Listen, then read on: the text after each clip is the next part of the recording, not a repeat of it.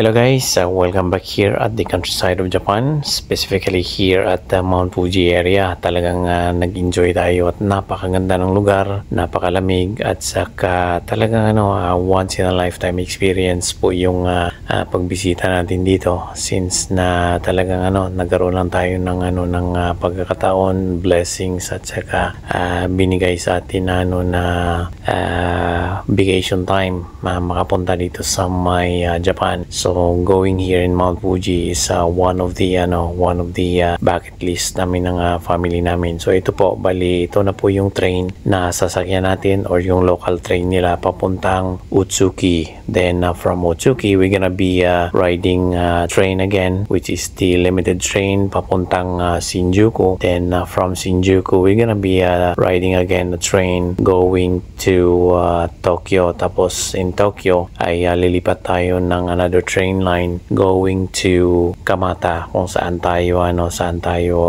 nag-stay. So yan, makikita po ninyo, yun yung loob po ng local train na sinakyan namin. That's on the way papuntang Otsuki. So it's going to be bye-bye Mount Fuji, and nag-enjoy po kami sa pagpasyal-pasyal. So yan po yung countryside ng Japan, at hopefully you guys enjoy the video that we have shared and we have uploaded on this channel. So thank you very much.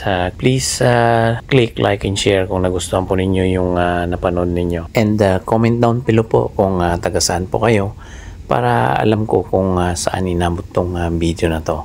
So thank you very much guys, and as always, stay safe and God bless everyone.